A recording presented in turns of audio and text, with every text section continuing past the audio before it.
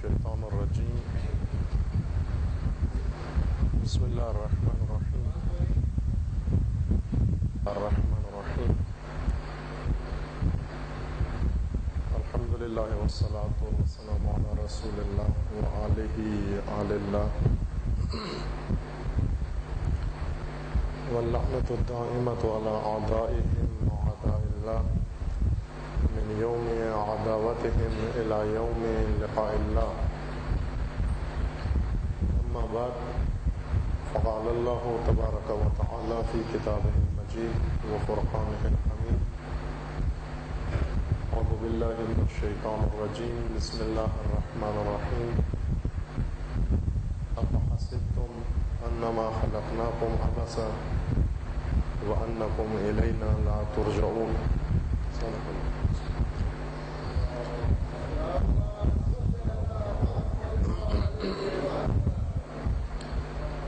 فلسفہ قیامت یا فلسفہ معاد موضوع گفتگو ہے، اور آپ کی خدمت میں عرض ہوا کہ قیامت اور معاد کا تعلق انسان سے ہے. اگر آیات جو قیامت کے بارے میں ہے اور معاد کے سلسلے میں جو نصوص موجود ہیں، روایات و آیات، ان میں محور و مرکز انسان ہے. اگرچہ معاد میں اور بھی حوادث ہیں اور بھی واقعات ہیں، زمین و آسمان کا خاتمہ، کائنات کا خاتمہ،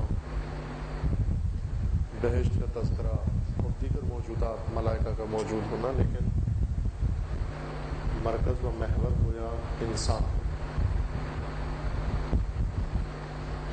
اور خصوصیت کے ساتھ ہمارے لیے جو بات زیادہ اہمیت رکھتی ہے وہ انسانی معاد اور قیامت ہے.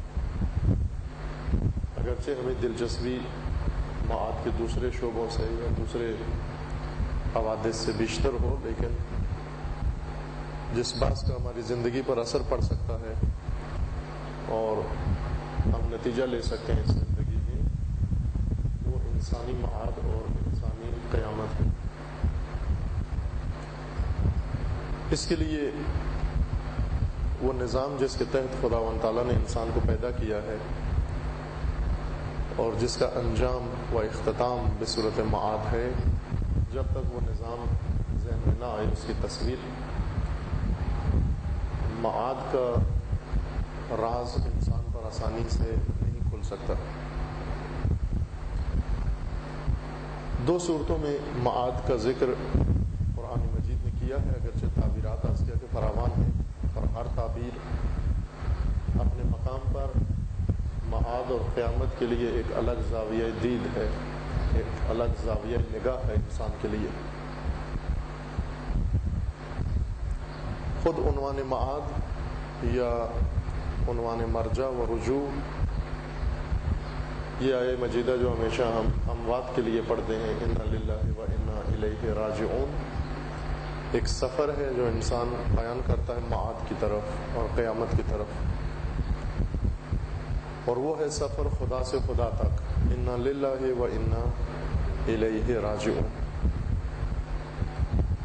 یوں نہیں کہ میت کے لیے یہ آیت نازل ہوئی ہے، اموات کے لیے، اور زندہ سے اس کا کوئی تعلق نہیں ہے، بلکہ ہر انسان کا وہ زندہ ہو یا مردہ، اس کے سفر کی ایک ترجمانی ہے. انا للہ و انا الیہ راجعون.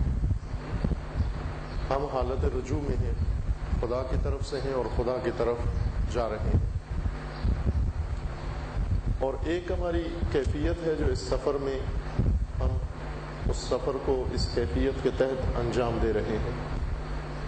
سفر ہے اور سفر کا انداز ہے، ہمارا سفر کی شکل ہے، صورت ہے، جس کو قرآن مجید نے عنوان مسیر یا سیرورت کے طور پر بیان کیا ہے، صاد کے ساتھ. بس دراصل ہم معاد کی طرف گامزن ہیں، قیامت کی طرف رخ ہے. پیدا کر کے ہمارا رخ قیامت کی طرف کر دیا گیا ہے، معاد کی طرف. نہ چاہتے ہوئے بھی انسان سفر کی حالت میں ہے، لیکن یہ سفر سیرورت کی شکل میں ہے. اس سفر میں سیرورت ہے. سیر ہے اور سیرورت۔ سیر یعنی سفر، انا للہ و انا الیہ راجعون، اور سیرورت سے مراد یعنی بننا، یعنی ہونا، کہ انسان خدا سے خدا کی طرف جو جا رہا ہے، یعنی در حقیقت اس بیچ میں اللہ سے اللہ تک بن رہا ہے، ہو رہا ہے، یعنی اپنے آپ کو تشکیل دے رہا ہے، اپنی تعمیر کر رہا ہے، اور اپنی بنیاد رکھ کر اس کے اوپر اپنے وجود اور اپنی ہستی اور اپنی ذات کی عمارت کھڑی کر رہا ہے۔ خدا سے ہیں ہم اور خدا تک جا رہے ہیں۔ اس کو بہت سارے بزرگان نے مختلف تمثیل اور تشبیہ سے بیان کیا ہے، مطلب کو کہ کس طرح ہم خدا سے ہیں اور کس طرح خدا کی طرف جا رہے ہیں۔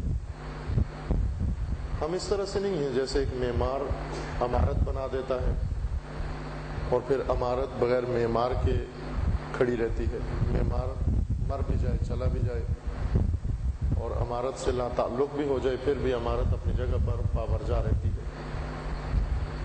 انسان کا وجود یا کائنات کا وجود ایسے نہیں خدا نے بنایا، بلکہ اس طرح سے بنایا ہے کہ ایک نہر اور ایک دریا کی مانند ہے۔ ایک دریا ہے انسان، یا ایک دریا ہے یہ نظام ہستی اور عالم ہستی، اور اس دریا کی طور پر، دریا کی صورت میں ہم اللہ کی طرف جا رہے ہیں۔ ہمارا وجود، ہم میں سے ہر ایک کا وجود ایسے ہے، اپنی ذات میں ایک دریا ہے گویا۔ اللہ سے اللہ کی طرف بھی جا رہے ہیں اور بیچ میں بن بھی رہے ہیں، ہو بھی رہے ہیں۔ ہونے سے مراد اور بننے سے مراد یعنی خداوند تبارک و تعالیٰ نے ہمیں پیدا کیا، لیکن صرف ایک فریم بنا کر پیدا کیا۔ اس فریم کے اندر مواد انسانی بننا، اس کے لیے یہ فرصت ہمیں دی ہے۔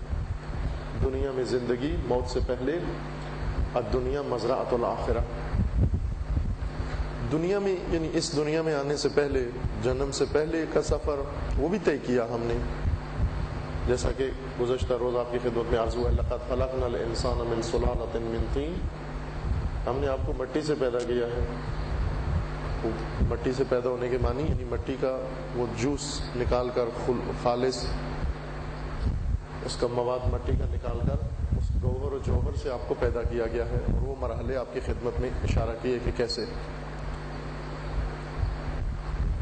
جب ایک انسان ماں سے پیدا ہوتا ہے، جنم لیتا ہے، متولد ہوتا ہے، یہ ایک انسانی شکل ہوتی ہے، ایک انسانی فریم ہوتا ہے، ایک انسانی جلد ہوتی ہے، لیکن انسان نہیں ہوتا۔ ابھی اس کو انسان بننا ہے، حقیقت میں اس کو انسان بننا ہے، نہ یہ کہ ہم اس کو سرزنش کے طور پر کہتے ہیں انسان نہیں ہے، یا عام محاورے کی زبان میں کہتے ہیں اس کو انسان نہیں ہے۔ جیسے اشارہ کیا کہ بعض لوگوں کو کہتے ہیں ہم انسان بن، وہ انسان بننا نہیں ہے۔ یعنی اگر کوئی آدمی شور کر رہا ہے، آپ اسے کہتے ہیں انسان بن، چپ ہو جاتا ہے، یہ چپ ہو جانا اس کا انسان بننا ہے، انسان بن گیا، اس معنی میں نہیں کہتے انسان بن۔ یا خدا نے اس طرح سے ہمیں اس کائنات میں نہیں پیدا کیا کہ ہم خاموشی سے بیٹھے رہیں اور خاموش بیٹھنے کو انسان کہا جائے۔ انسانیت کچھ چیزوں کا نام ہے، کچھ خصائل و کچھ صفات و کچھ خصوصیات کا نام ہے۔ انسان ایک در حقیقت روح کے ایک روپ کا نام ہے، روح کے ایک خاص کیفیت کا نام ہے انسان۔ خداوند تبارک و تعالیٰ نے جو روح انسان کے لیے خلق فرمائی ہے، ایک فلیکسیبل روح ہے، یعنی ایسی روح جو کئی روپ دھار سکتی ہے، وہ کئی بے روپ بنا سکتی ہے اپنے۔ ایک ایسی روح نہیں ہے جس کو بنا کر فکس حالت میں رکھ دیا گیا ہے کہ جیسا ہم نے بنایا ہے اب یہ ویسے ہی رہے گی۔ باقی سارے موجودات اسی طرح سے ہیں، ایک فکس حالت لے کر، ایک شکل لے کر پیدا ہوئے ہیں اور اسی حالت میں اختتام تک جا پہنچیں گے۔ لیکن ہم اب انسان یعنی زن و مرد یہ ایسے نہیں ہے۔ مشکل انسان کی یہی ہے کہ اس سفر میں کچھ خدا نے اسے طے کروا دیا اور وہ پیدائش تک ہے، پیدائش کے بعد اگلا سفر انسان کو خود طے کرنا ہے، انسانیت کی سمت اس کو سفر خود طے کرنا ہے۔ ہر ایک کو ہم میں سے خداوند تبارک و تعالیٰ نے وہ ضروری لوازمات اور ضروری افزار انسٹرومنٹ وہ خداوند تعالیٰ نے ہمیں دے دیے ہیں تاکہ ان کو بروئے کار لا کر ان سے فائدہ اٹھا کر ہم اپنی تصویر بنائیں، اپنی عمارت بنائیں، اپنی ذات کو تشکیل دیں۔ ہم ایک ذات لے کر پیدا نہیں ہوئے بلکہ ہمیں اپنی ذات بھی یہاں بنانا ہے، اپنی انسانیت بھی یہاں پہ تشکیل دینی ہے، اس کو بھی تعمیر کرنی ہے۔ اگر ایک تعمیر یافتہ اور اگر ایک ترتیب یافتہ شکل لے کر آتے اور فقط اس کو آگے بڑھانا ہوتا، یہ بہت آسان کام ہے، جیسے دیگر موجودات کر رہے ہیں، یعنی جیسے حیوانات، مختلف جانور یا دیگر موجودات کی صورتحال، یہ بہت آسان تھا۔ لیکن انسان کو یہاں پر آ کر اپنا وجود، اپنی ذات، اپنی انسانیت یہ خود سے بنانی ہے اپنے ہاتھ سے۔ لیکن انسان بعض دھوکے میں ہے، اور وہ ایک دھوکہ اس میں جلد کا دھوکہ ہے کہ چونکہ پیدا جب ہوتا ہے انسانی جلد میں پیدا ہوتا ہے، پھر اسی انسانی جلد میں پلتا بڑھتا ہے، گمان یہ کرتا ہے کہ انسان ہے، یعنی اس جلد کا نام انسان ہے، حالانکہ ایسے نہیں ہے۔ اگر جلد کے دھوکے میں انسان نہ آئے، بہت ساری حقیقتیں اس پر کھل جائیں۔ آپ جاتے ہیں اس وقت آج کل کی زندگی میں ایسے مسائل آ گئے ہیں، ایسے موضوعات، مثلا لوگ ڈیکوریشن کے طور پر مختلف حیوانات کی جلدیں اپنے گھر میں رکھتے ہیں یا کھلی ہوئی دیواروں پہ پھیلا کے رکھتے ہیں، لیکن بعض اوقات اسی حیوانی شکل میں ہی ہوتی ہیں، سلی ہوئی ہوتی ہے، اندر بھوسا بھرا ہوتا ہے، سو کسی شیر کی جلد۔ اب جتنا جتنا جس کا پیسہ ہے اس حد تک وہ اپنے ڈرائنگ روم کو یا اپنے گھر کے کسی بھی حصے کو وہ سجاتا ہے، مزین کرتا ہے ایسی جلدوں سے۔ اور اتفاق ہوتا ہے ہم بھی ان لوگوں کے گھر جاتے ہیں، بیٹھتے ہیں جا کر ان کے مہمان خانے میں، کبھی ان سے ڈرے نہیں ہم، بلکہ ایک شیر کی جلد ہے اور وہ گور بھی رہا ہوتا ہے ہمارے اور پاس بھی آپ کے بالکل کھڑا ہوتا ہے، لیکن پھر بھی آپ اسے ڈرتے نہیں ہیں، بھاگتے نہیں ہیں آپ اسے، اور فرار نہیں کرتے ہم اسے۔ کیوں نہیں کرتے؟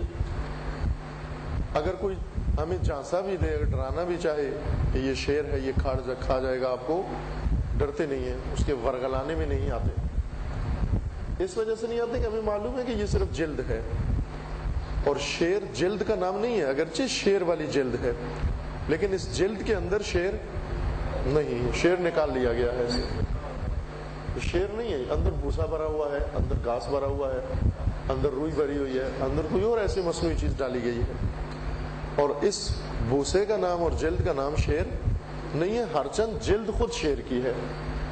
بس یہاں پر ہم جلد کا دھوکہ نہیں کھاتے اور جلد کے دھوکے میں نہیں آتے۔ خب جب وہاں پر آپ کسی کے ڈرائنگ روم میں بیٹھ کر قریبی شیر کی کھال میں دیکھ رہے ہوتے ہیں اور اس کے کھال کے دھوکے میں نہیں آتے، تو پھر اس گھر میں جو مالک ہے اس گھر کا، اس کی کھال دیکھ کر کیوں دھوکے میں آ جاتے ہیں اور اس کو انسان سمجھنے لگتے ہیں۔ دو ہی کھالیں، ایک پر شیر کی کھال چڑھی ہوئی ہے، بھوسا اندر بھرا ہوا ہے، اور ایک کے اوپر انسانی کھال چڑھی ہوئی ہے اور اندر بھوسا بھرا ہوا ہے تو بھوسا دونوں کے اندر، لیکن ایک کو ہم انسان کہتے ہیں، دوسرے کو شیر کی کھال کہتے ہیں۔ حقیقت میں تو دونوں کھال ہی ہیں۔ جیسے واقعہ ہے، بعضوں نے نقل کیا، گویا مولانا روم نے بھی اس کو نقل کیا ہے، کہ ایک شخص تھا جو گدے پہ بیٹھ کر جا رہا تھا، تو راستے میں اب اس گدے نے خدا سے شکوہ شروع کر دیا کہ خدایا ٹھیک ہے، تو نے مجھے گدھا بنایا، مجھے کوئی اس میں اعتراض نہیں ہے، لیکن میرا کہنا یہ ہے، گدھے کا یعنی خدا سے شکوہ یہ تھا کہ میرا کہنا یہ ہے کہ یہ جو میرے اوپر بیٹھا ہوا ہے، اس میں اور مجھ میں کیا فرق ہے؟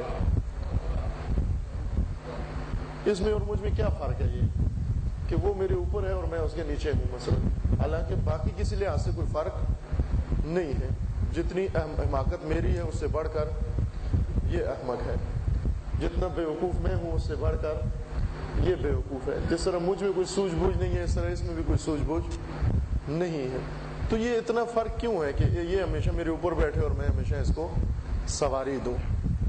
یعنی اس حد تک بعض اوقات انسان گر جاتا ہے کہ کھال انسانی ہے لیکن حقیقتاً انسان نہیں۔ کئی جگہ قرآن مجید نے مختلف حیوانات کے نام لے کر انسان کو کہا کونوا قردۃ خاسئین، پست بندر بن جائے انسان۔ جب انسان پست بندر بنتا ہے تو جلد یہی رہتی ہے کہ اس کی جلد بھی بندر بن جاتی ہے۔ انسان جب بندر بنتا ہے انسانی جلد میں بندر بنتا ہے، نہ کہ بندر کی جلد میں بندر بنتا ہے، وہ تو پہلے سے پیدا ہی بندر ہوا ہے۔ جب انسان کو کہا جائے کونوا قردۃ خاسئین، یا جب انسان کو کہا جائے جانور بن جائے، وہ انسانی شکل میں ایک جانور ہوگا، نہ کہ جانور کی شکل میں ایک جانور ہوگا۔ یا مثلا بعضوں کو کہا کہ اولئک ھم کالانعام بل ھم اضل، یہ مویشیوں کی طرح ہیں، چوپایوں کی مانند ہیں، بلکہ ان سے بھی گئے گزرے ہیں بعض لوگ۔ یہ کون لوگ ہیں؟ قرآن کا ارشاد ہے کہ جن کی آنکھیں ہیں، جن کے کان ہیں، جن کے دل ہیں، لیکن ان کانوں سے اور ان آنکھوں سے نہ دیکھتے ہیں نہ سنتے ہیں، اور اس دل سے سمجھتے نہیں ہیں، سوچتے نہیں ہیں، یہ حیوانات کی مانند ہیں، بلکہ ان سے بھی پستر ہیں۔ اور بعض جگہ پر فرمایا کہ وہ لوگ جن کو قرآن کی طرح ہدایت نازل ہوتی ہے آسمانی، سورہ مبارکہ جمعہ میں مثل الذین حملوا التوراۃ ثم لم یحملوها، ان کی مثال کمثل الحمار، ان کی مثال گدھے جیسی ہے، یحمل اسفارا، یعنی ہدایت آسمانی اللہ کی طرف سے ہدایت کتاب کی صورت میں، ہادی کی صورت میں، نبی کی صورت میں، امام کی صورت میں جب آ جائے اور وہ اس ہدایت سے استفادہ نہ کریں، ہدایت حاصل نہ کریں، ان کی مثال گدھے جیسی ہوتی ہے۔ یہ قرآن کا گدھا ہے۔ قرآنی گدھا چار ٹانگوں والا نہیں ہوتا، ایک گدھا ہے جو خدا نے پیدا ہی گدھا کیا ہے، اس کی چار ٹانگیں دم ہیں، لیکن ایک گدھا کون ہے جو گمراہی کی وجہ سے گدھا ہے، اور اس کو قرآن نے کہا کہ ممکن ہے دو ٹانگوں والا ہو۔ مثل الذین حملوا التوراۃ، تو دو ٹانگوں والے ہیں سارے اور سیدھی قامت والے ہیں، لیکن اگر ہدایت خدا کو انہوں نے نہیں اپنایا، یہ بھی گدھے ہیں، انہی چار ٹانگوں والے گدھے کی طرح گدھے ہیں، لیکن فرق یہ ہوگا کہ ان کی دو ٹانگیں ہیں، لیکن باقی لحاظ سے کوئی فرق نہیں ہے۔ یا بعض لوگوں کی مثال یوں بیان کی قرآن مجید نے، حیوانات جتنے بھی موجود ہیں روئے زمین پر، یہ انسانی صفات کا تجسم ہے، یعنی در حقیقت انسان کا آئینہ ہے سارے حیوانات، کہ انسان اپنے باطن میں انہی میں سے کسی ایک کی مانند اپنے آپ کو بنا رہا ہے، یا پھر انسان اپنے آپ کو ملائکہ کی طرح اور ملکوت کی طرح بنا رہا ہے۔ اگر حیوانیت کی طرف انسان آ جائے، جو اپنی تصویر اپنے اندر بنا رہا ہے، وہ انہی حیوانات میں سے کسی سے ملتی جلتی ہوگی۔ بعض لوگ جو ہر صورت میں آپ کو چھیڑیں گے، آپ انہیں چھیڑیں یا نہ چھیڑیں۔ کچھ لوگ ہوتے ہیں جو ہمارے ہاتھوں انہیں کوئی نقصان پہنچتا ہے، ہمارے ہاتھوں انہیں کوئی تکلیف پہنچتی ہے، ہمارے ہاتھوں انہیں کوئی زحمت اٹھانا پڑتی ہے، وہ بھی جواب میں کوئی گلہ شکوہ کوئی بات کرتے ہیں۔ ان کے بارے میں تو کہا جا سکتا ہے کہ ان کو حق بنتا ہے، جواز ہے ان کے پاس بات کرنے کا، لیکن کچھ ایسے ہیں جو نہ، آپ انہیں چھیڑیں یا نہ چھیڑیں۔ جیسے یہ اوباش جو گلیوں میں کھڑے ہوتے ہیں چوکوں میں، اور کوئی گزرے، کسی کی ناموس گزرے، کسی کی ماں بہن گزرے، ان کو اس سے کوئی سروکار نہیں ہوتا، لیکن یہ آوازیں کستے ہیں ان پر، یا نگاہیں کرتے ہیں مثلا اور چھیڑتے ہیں۔ تو ان کو قرآن نے کیا کہا کہ یہ کون لوگ ہوتے ہیں؟ یہ اوباش جو کھڑے ہوتے ہیں چوکوں میں اور لوفر لفنگے، یہ کون لوگ ہوتے ہیں کہ کوئی ان کو چھیڑے یا نہ چھیڑے، یہ ضرور چھیڑتے ہیں کسی کو۔ اگر آپ چھیڑیں، جب بھی آپ کو چھیڑیں گے، یہ آپ نہ چھیڑے تو بھی آپ پر حملہ کریں گے، ہنسیں گے، مذاق اڑائیں گے آپ کو۔ ان کو قرآن نے کہا کہ مثلہم کمثل الکلب ان تحمل علیہ یلہث، اگر اس کے اوپر پتھر اٹھاؤ تو بھی کتا ہے، یہ کتے کی طرح ہے، کہ کتے پہ پتھر اٹھاؤ جب بھی بھونکتا ہے، پتھر نہ اٹھاؤ جب بھی بھونکتا ہے، قدموں کی آہٹ سن کر بھونکتا ہے، اس کو خدا نے پیدا ہی بھونکنے کے لیے کیا ہے۔ کتا منتظر نہیں رہتا کہ مسافر یا گلی سے گزرنے والا اس کو چھیڑے، اصل جو چھیڑ کے بولے وہ تو کتا نہیں ہے، کتا ہوتا ہی وہ ہے کہ آپ چھیڑیں یا نہ چھیڑیں، وہ ضرور چھیڑے گا آپ کو۔ ان تحمل علیہ یلہث ان تترکہ یلہث، یعنی آپ اس کو اپنے حال پہ چھوڑ دیں تو بھی بھونکے گا، اگر آپ اس کو کچھ کہیں تو بھی بھونکے گا، اس کا کام ہے بھونکنا، اس کا کام ہے دوسروں کو چھیڑنا۔ تو یہ ایک مثال ہے انسانوں کی جو کتے کی طرح بن جائیں گے۔ یہ اسی طرح بعض ہیں جن کے بارے میں کہا کہ غیبت کرتے ہیں، یا بعض کے بارے میں چوری کرتے ہیں، یا بعض کے بارے میں فلاں عیب ان کے اندر موجود ہے، یہ عیب قیامت کے دن حیوانات کی شکل میں سامنے ظاہر ہوں گے. یہ عیوب، یہ عیب انسان کے حیوانی شکل انسان کی بنا دیں گے. مثلا غیبت کرنے والے اس شکل میں ہوں گے، چوری کرنے والے اس شکل میں ہوں گے، نامحرم کو دیکھنے والے اس شکل میں ہوں گے، حرام کھانے والے اس شکل میں ہوں گے. یہ حقائق ہیں، یہ صرف باتیں نہیں ہیں، صرف سرزنش نہیں ہے، صرف ایک مذمت کے الفاظ نہیں ہے. جیسے دوسرے کو ہم کہہ دیتے ہیں کبھی کبھی کہ یہ تو بالکل گدھا ہے، یعنی نافہم ہے، سرزنش کے طور پر کہہ دیا گدھا. وَإِلَّا وہ واقعاً گدھا نہیں ہوتا، لیکن جس کو قرآن کہہ دے، ذات خدا کہہ دے گدھا ہے، وہ واقعاً گدھا ہوتا ہے. اس کی سرزنش نہیں ہو رہی، وہ حقیقتاً گدھا ہے، وہ حقیقتاً کتا ہے، وہ حقیقتاً حیوان ہے.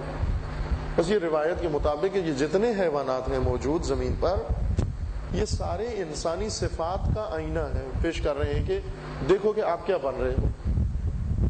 ہم میں سے ہر ایک در حقیقت اپنی ذات کو بنا رہا ہے، ان اعمال کے ذریعے اور ان معارف کے ذریعے، ان علوم کے ذریعے، ان سننے کے ذریعے، بولنے کے ذریعے، دیکھنے کے ذریعے.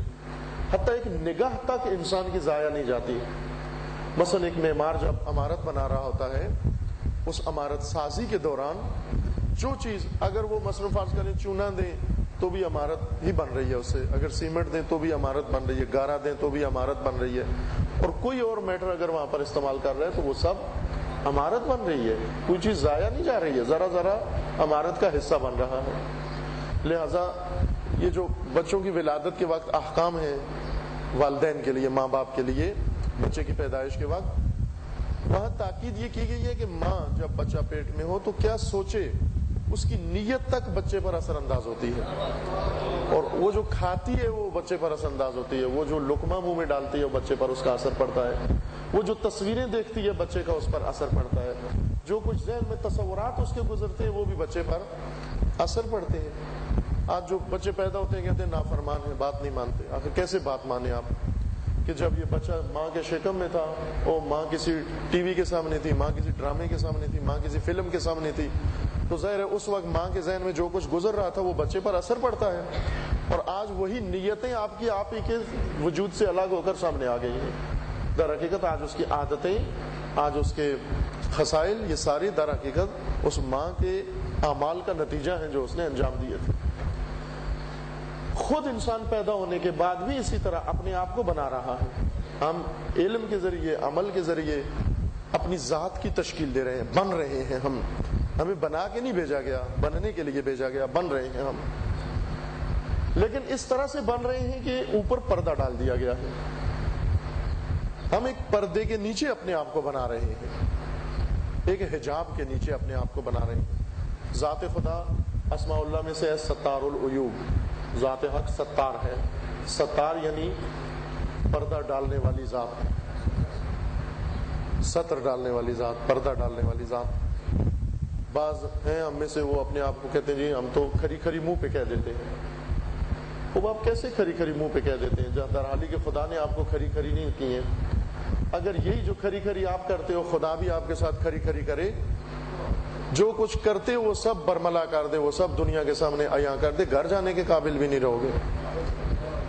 اگر ہمارا باطن ہمارے عزیزوں پر معلوم ہو جائے، یعنی بیوی کو شوہر معلوم ہو جائے، شوہر کو بیوی کا باطن معلوم ہو جائے، باپ کو بیٹا معلوم ہو جائے، بیٹے کو باپ معلوم ہو جائے، فرار اصل ایک گھر میں نہیں ٹکیں گے، رکیں گے نہیں، دیکھنے کے لیے حاضر نہیں ہوں گے. اس قدر آلودہ ہیں اندر سے. کیوں آج ایک دوسرے کو چاہتے ہیں اور ایک دوسرے کی محبت ہے دلوں میں؟ اس لیے کہ خدا نے پردے ڈالے ہوئے ہیں. ستار الوجوب ہے ذات خدا. ان پردوں کے نیچے ہماری عزت چھپی ہوئی ہے. ابھی بہت سارے کہتے ہیں جی خدا نے بڑی عزت دی ہوئی ہے. اب یہ عزت یوں نہیں کہ واقعاً عزت نامی کوئی چیز ہے، یہ وہ عزت ہے جو خدا کے پردوں سے بنی ہوئی ہے. ورنہ اگر پردے ہٹ جائیں کوئی عزت نہیں ہے. یہ خدا نے پردے ڈالے ہوئے ہیں. خدا کی ستاریت کا یہ نتیجہ ہے، یہ فیض ہے کہ ہماری عزت بنی ہوئی ہے یہاں پر. وإلا اگر پردے ہٹ جاتے اور جو کچھ ہم اندر ہیں وہ سب دنیا کو پتہ چل جاتا، دیکھتی ساری دنیا کے ہم کیا ہے نیچے. لیکن یاد رکھنا کہ پردوں کے نیچے سب کچھ ہے. یہ پردے باعث نہ بنے کہ نیچے بھی کچھ بھی نہیں ہے.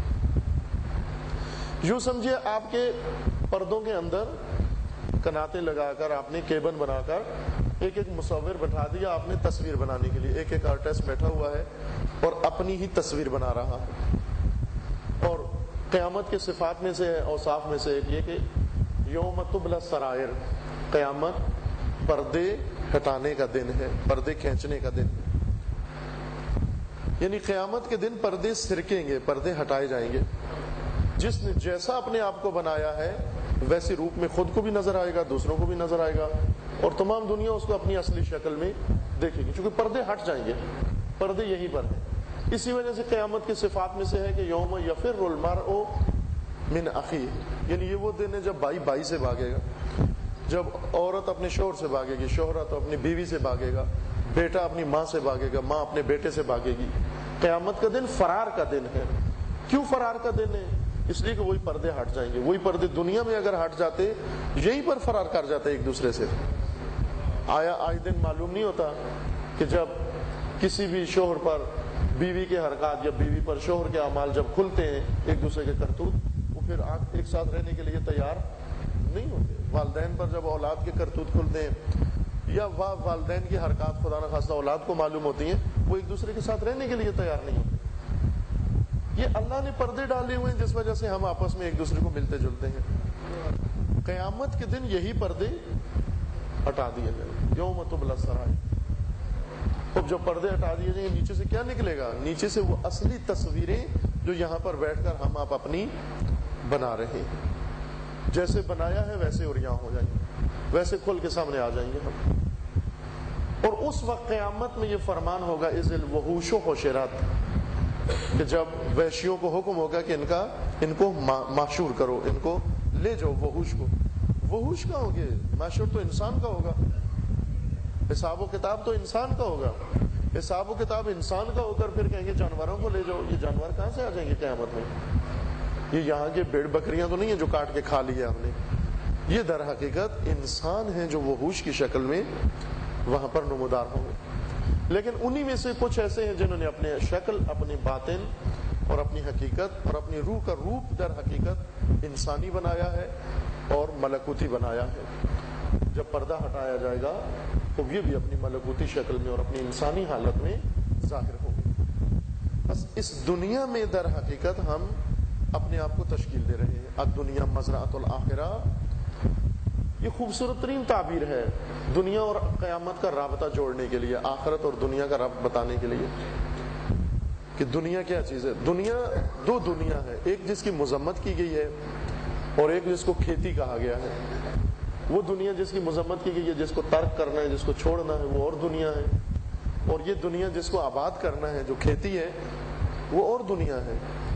یہ دنیا کھیتی ہے، اس کو آباد کرنا ہے، اسی کے اندر آخرت ہو گئی. آج کیا تھا کہ اس حدیث سے جو مطلب نکالا جاتا ہے اور سمجھایا جاتا ہے وہ یہ کہ دنیا کھیت ہے اور آخرت سٹور ہے، گودام ہے. ایسے نہیں ہے. آخرت گودام نہیں ہے، بلکہ آخرت اس کھیتی کے اوپر لگی ہوئی فصل ہے. مثلا گندم ہے اور خوشہ ہے گندم. جب گندم کا پودا اگتا ہے تو اس کے اوپر جو خوشہ لگتا ہے وہی آخرت ہے در حقیقت. اس کے اوپر جو سنبلہ لگتا ہے وہی آخرت ہے انسان کی. یا ایک باغ ہے، درخت ہے، اس کے اوپر جو سیب لگتا ہے وہی آخرت ہے انسان کی. نہیں ہے کہ یہاں پر دنیا ہے اور اس دنیا میں ہم نے کچھ کام کرنا ہے، پھر اس کے بنڈل باندھ کے اعمال کے آخرت میں روانہ کر دیے اور آخرت ایک الگ ایک ایسی وادی کا نام ہے. ہم جائیں گے وہاں، سب کے بنڈل پہلے سے ڈاک میں پہنچے ہوں گے، پھر ہم اپنا اپنا سامان کارگو میں جیسے بھیج دیتے ہیں، بسا اوقات جہاز میں سامان الگ آ جاتا ہے، ہم خود الگ آتے ہیں. پھر ایک اس بیلٹ پر سامان چڑھا دیا جاتا ہے، ہر آدمی اپنا اپنا نمبر دیکھ کر، ٹیگ، لگیج ٹیگ دیکھ کر اپنا اپنا سامان اٹھا لیتا ہے. تو اس طرح سے قیامت یوں نہیں ہے کہ ہم میں سے ہر ایک کا ایک لیگیج ہوگا، وہاں پہنچ گیا ہوگا، ٹیگ دیا جائے گا ہمیں، ہم اس کا نمبر میچ کر کے وہاں سے اٹھا لیں گے. نہ، یہ اعمال سارے کے سارے قیامت میں جائیں گے، معاد میں جائیں گے. چونکہ ہم خود معاد میں ہیں، ہم خود قیامت میں ہیں. یہ اعمال خود ہمارے وجود کی شکل میں وہاں منتقل ہوں گے، چونکہ یہ اعمال ہی تو ہمارا وجود تشکیل دے رہے ہیں. یہ اعمال ہی تو ہماری حقیقت کو تشکیل دے رہے ہیں. ہمارا وجود یہ جسم نہیں ہے، یہ ہڈیاں اور گوشت نہیں ہے. یہ ہڈیاں اور گوشت ادھر دفن ہو جائیں گی اور یہیں رہ جائیں گی. یہ ہڈیاں اور گوشت انسان کے اعمال اچھے ہوں یا برے ہوں، یہ چند کلو کا انسان اور یہ چند میٹر رگیں اور انتڑیاں اور یہ چند مثلا اس کے اندر کلو ہڈیاں، یہ تو دنیا میں کئی دفعہ تبدیل ہو جاتی ہیں یہیں پر قبر میں جانے سے پہلے ہم جس جسم سے پیدا ہوئے تھے آج ہم کہہ سکتے ہیں میرا وہی جسم ہے جس جسم سے میں پیدا ہوا تھا، وہ ختم ہو گیا وہ جسم، اور آج میرا جسم کچھ اور ہے۔ اسی طرح جب قیامت آئے گی معاد جسمانی ہوگی، یعنی یوں نہیں کہ معاد غیر جسمانی ہے یا قیامت غیر جسمانی ہے، لیکن یوں نہیں ہے کہ یہ جسم جو دنیا میں یہ تھا میرا مثلا آج جو جسم ہے یہ 10 سال بعد بھی یہی جسم رہے گا، 10 سال بعد تبدیل ہو جائے گا یہ جسم۔ جب ہمیں قیامت سے اٹھایا جائے گا ایک جسم کے ساتھ اٹھایا جائے گا ہمیں، جو جسم بھی ہوگا وہ ہمارا ہی جسم ہوگا، جیسے آج جو جسم بھی ہے وہ ہمارا جسم ہے۔ مثلا اگر آپریشن کر کے جیسے طب نے ترقی کر دی ہے، کسی کا دل کسی کو لگا دیتے ہیں، ایک کا گردہ کسی اور کو لگا دیتے ہیں، اگر فرض کر لیں کہ آج ایک انسان کا چند سالوں کے اندر پورا جسم تبدیل کر دیا جائے، بازو کسی اور کے لگا دیے جائیں، ٹانگیں کسی اور کی لگا دی جائیں، دھڑ کسی اور کا لگا دیا جائے، دل گردہ کسی اور کا لگا دیا جائے، پھر اس کو کوئی اپنا بیٹا سمجھے گا یا نہیں سمجھے گا؟ وہی والدین وہ اس کو اپنا بیٹا کہیں گے یا کہیں گے نا یہ بدل چکا ہے، یہ اب ہمارا بیٹا نہیں ہے، وہ اپنا بیٹا سمجھیں گے اس کو، اگرچہ جسم سارا بدل گیا، دوسرے اعضاء دوسروں کے اعضاء آ گئے، لیکن پھر بھی کہیں گے یہ ہمارا بیٹا ہے، یہ ہمارا رشتہ دار ہے، یہ ہمارا عزیز ہے۔ بس جسم ایک لباس کی مانند ہے، اگر لباس انسان تبدیل کر دے تو رشتے تو نہیں ٹوٹتے، رشتے لباس کی وجہ سے قائم نہیں ہے، رشتے انسانی ہیں، تو جب تک انسانیت انسان باقی ہے یہ رشتے آپس میں منسلک رہیں گے۔ اگر یہ لباس جو جسم کی صورت میں خدا نے ہمیں عطا کیا ہے یہ لباس بھی اتر جائے، ہٹ جائے، تبدیل ہو جائے، پھر بھی ہمارا رابطہ آپس میں وہی رہے گا جو انسانیت اور روح کی بنا پر ہے۔ لہذا قیامت میں جسم ضرور ہوگا، حتماً جسم ہوگا، چونکہ قرآن مجید نے صراحت سے بیان فرمایا کہ معاد جسمانی ہوگی، لیکن جو جسم بھی ہوگا جہاں سے بھی آئے گا وہ جسم ہمارا ہی جسم ہوگا، بے عینی ہمارا جسم ہوگا۔ یہاں جو چیز ہمارا حصہ نہیں ہے وہ یہیں دفن ہو جائے گی، جو چیز قبر میں گاڑ دیتے ہیں وہ انسانیت نہیں ہے، دفن جو کچھ مٹی میں بن جاتی ہے وہ نہیں ہے انسان۔ انسان در حقیقت روح ہے، اور روح کا روپ در حقیقت انسان خود بناتا ہے، خود تشکیل دیتا ہے۔ اس روح کو درندہ بھی بنا سکتا ہے، اس روح کو انسان مویشی بھی بنا سکتا ہے، اس روح کو انسان ملکوتی بھی بنا سکتا ہے، اس روح کو شیطانی بھی بنا سکتا ہے، اس روح کو انسانی بھی بنا سکتا ہے۔ اور ابھی موت سے پہلے اعمال بھی بتا دیتے ہیں کہ یہ کون سی روح بنائی ہے اس نے، آیا انسانی روح بنائی ہے، حیوانی روح بنائی ہے، اس روح کو جو روپ دیا ہے ہم نے یا بہروپ جو دیا ہے اس کو وہ کون سا بہروپ دیا ہے، آیا انسانی دیا یا غیر انسانی دیا۔ بس ایک سفر جو انسان اس کائنات میں کر رہا ہے، اس مزرعہ آخرت میں، آخرت کی کھیتی میں، وہ یہ سفر ہے کہ خدا سے خدا کی طرف جا رہا ہے۔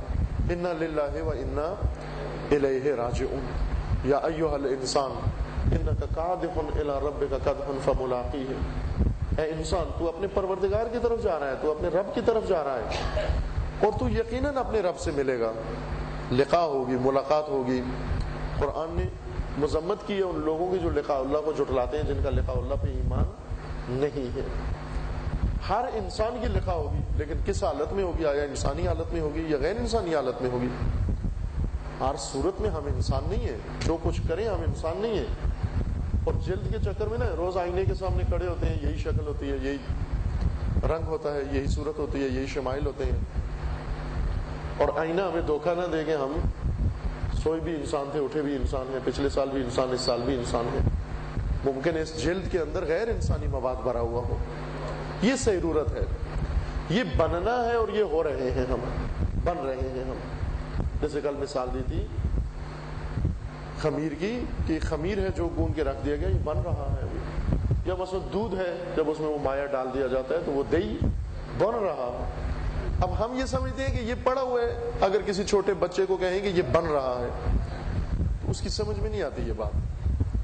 مثلا دہی میں، دودھ میں وہ مایا ڈال کر، کیا کہتے ہیں اس کو، لاگ کیا جو بھی کہیں، وہ اگر اس میں ڈال کے رکھ دیں، چھوٹے بچے سے کہیں، وہ پوچھتا ہے کہ یہ کیا ہو رہا ہے، اس کو کیوں ڈھکنا دے کے رکھ دیا آپ نے؟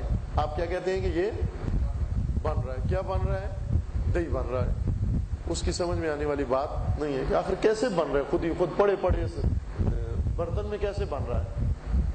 لیکن ماں باپ کو پتہ ہے کہ یہ بن، اسے کہتے ہیں کہ ابھی آپ چھوٹے ہو، جب بڑے ہو جاؤ گے تو آپ کو پتہ چل جائے گا کہ یہ بن رہا ہے. چونکہ وہ ڈھکنا اتار کے دیکھتا بھی ہے کہ کچھ بھی نہیں ہو رہا، اندر کوئی حرکت نہیں ہے، اندر کوئی جنبش نہیں ہے، اندر کوئی ہلچل نہیں ہے، اندر کچھ بھی نہیں ہو رہا، بالکل سکون جمود ہے. لیکن اسی جمود میں کچھ بن رہا ہے، اسی جمود میں کچھ ہو رہا ہے. انسان کی بصیرت سب کہتی ہے کہ کچھ ہو رہا ہے.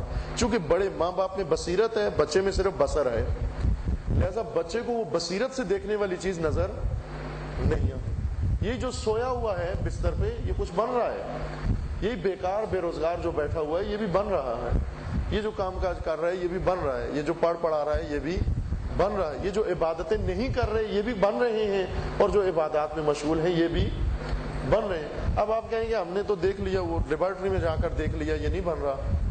یہ باتیں لیبارٹری میں دیکھنے کی نہیں ہے، یہ بصیرت سے سمجھ میں آتی ہے انسان کو.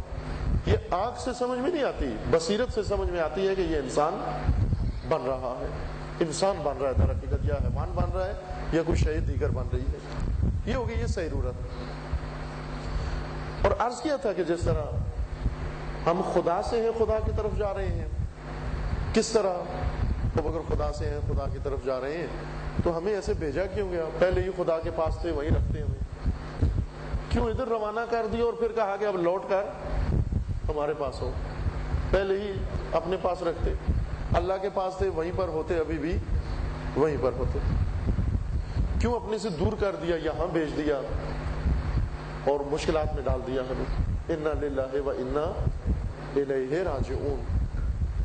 اس لیے کہ جب ہم خدا سے آئے تھے، ایک سفر ہم نے طے کیا تھا کہ خدا سے آئے، خدا کی طرف سے آئے ہیں، یہ آمد ہے ہماری، اور ابھی خدا کی طرف جا رہے ہیں، یہ رفت ہے. آمد اور رفت ہے، دو روز. ابھی سڑکیں ایسی دو بن گئی ہیں، ڈبل وے روڈ ہوتے ہیں، سنگل وے روڈ ہوتے ہیں، ون وے ہوتے ہیں. یہ ون وے روڈ یعنی آنا ایک طرف سے ہوتا ہے، جانا دوسری طرف سے ہوتا ہے. جو آنے کے راستے پہ کوئی جاتا نہیں ہے اور جانے کے راستے پہ کوئی آتا نہیں ہے، آنا جانا الگ الگ راستوں سے ہوتا ہے. اسی طرح یہ سفر جو ہم نے خلقت کا طے کیا ہے پیدا ہونے کے بعد، یہ سفر بھی ایسا ہی ہے. ایک راستے سے ہم آئے ہیں، ایک دوسرے راستے سے ہم جا رہے ہیں. لیکن آتے ہوئے ہم کچھ اور تھے، جاتے ہوئے کچھ اور ہیں. اسی لیے ہمیں بھیجا گیا ہے کہ ہم آتے ہوئے کچھ اور تھے، جاتے ہوئے کچھ اور بن رہے ہیں. اس کی مثال اگر آپ مثال کے ذریعے سے مطلب کو سمجھیں کہ آسان ہے مثال سے مطلب سمجھنا، آپ یوں سمجھیں کہ جس طرح سے یہ پانی جو بادل برساتے ہیں، یہ بادل کہاں تشکیل پاتے ہیں اور کہاں برستے ہیں؟ آ کر بادل فرض کریں سیالکوٹ میں اگر آ کر بارش برستی ہے تو یہیں پہ بادل تشکیل نہیں پاتے. بادل تشکیل پاتے ہیں کسی سمندر پر، کسی اوقیانوس پر، کسی اوشین پر، وہاں بادل بنتے ہیں، پھر وہ ہوائیں ان کو اڑا کر لے آتی ہیں ان علاقوں پر جہاں پر برسنا ہے ان کو. بادل تشکیل کیسے پاتے ہیں؟ سورج چمکتا ہے، سورج کا نور اور روشنی اور حرارت سمندر پہ پڑتی ہے. سمندر ایک بڑا مجموعہ ہے پانی کا، لہذا وہ پانی بخارات میں تبدیل ہو جاتا ہے، تبخیر ہوتا ہے وہ سمندر بخار بن کر. یہ پانی جس طرح آپ بھی گھر میں تجربہ کر سکتے ہیں، آگ کے اوپر رکھیں پانی کو، اس میں سے بخارات اٹھتے ہیں. چائے جب بناتے ہیں بخارات اٹھتے ہیں جو اوپر چھت پہ جا لگتے ہیں. اسی طرح سمندر کے بخارات اڑتے ہیں اور فضا میں اوپر ہوائیں ان کو لے جاتی ہیں. فضا کے اندر اوپر کا حصہ ٹھنڈا ہے بہت، جتنا آپ اوپر جاتے جائیں گے اتنا ٹھنڈا ہے. لہذا اونچے علاقے سطح سمندر سے جو اونچے علاقے ہیں وہ ٹھنڈے ہوتے ہیں، اور جو سطح سمندر کے برابر ہیں یا نیچے ہیں وہ بہت ہی گرم علاقے ہوتے ہیں. چونکہ جتنا اوپر جاتے جائیں گے اتنا ٹھنڈک زیادہ ہوتی جائے گی. یوں نہیں کہ اوپر جاتے ہیں سورج کے قریب ہو رہے ہیں گرمی زیادہ ہو رہی ہے، نا یہ اپنی طرف سے ڈھکوسلا نہیں کوئی بھی لگائے کہ یہاں سے جب ہم اوپر ہوں گے تو سورج کے قریب ہوتے جا رہے ہیں لہذا گرمی زیادہ ہو رہی ہے، اور جتنا نیچے جائیں گے سورج سے دور ہوتے جائیں گے تو اتنی زیادہ سردی ہوگی. نا گرمی اور سردی کا یہ نہیں ہے معیار، جتنا آپ اوپر چلتے جائیں گے سردی زیادہ ہوتی جائے گی. اور ایک ایسی فضا ہے جہاں پر ٹیمپریچر بہت ہی کم ہے، مائنس ہے. جب یہ بخارات پانی کے ہوا کی شکل میں وہاں پہنچتے ہیں، اس ٹھنڈک میں فضا میں پہنچ کر یہ منجمد ہو جاتے ہیں. یعنی یہ بخارات جو پہلے نظر نہیں آتے تھے اب بادل کی شکل اختیار کر لیتے ہیں. پھر یہ بادل جمع ہوتے ہیں، اکٹھے ہوتے ہیں، متراکم ہوتے ہیں. ہوائیں ان بادلوں کو اڑا کر سمندروں کی سطح کے اوپر سے لے کر خشکی پہ لے آتی ہیں، اور خشکی پہ آ کر پھر نیچے زمین کی جیسی ماحول ہو، جیسا زمین کا ایکو سسٹم ہو، اس کے مطابق یہ بادل آ کر وہیں پر برستے ہیں. یہ ایک عمل ہے جو بظاہر انجام پاتا ہے. بچوں کو ہم اسکول میں بھی پڑھاتے بھی ہیں، خود بھی پڑھتے ہیں، جانتے ہیں ہم یہ کہ اس طرح سے یہ بادل ہوتے ہیں. آپ سورج کی شعاع سے تبخیر اور بخار بننے والے اس قطرے کا تعاقب کریں آپ. یعنی سمندر سے یہ جو قطرہ بخار بن کے اٹھا، آپ دیکھیں یہ کدھر جا رہا ہے. آپ بھی اس کے ساتھ سفر کریں.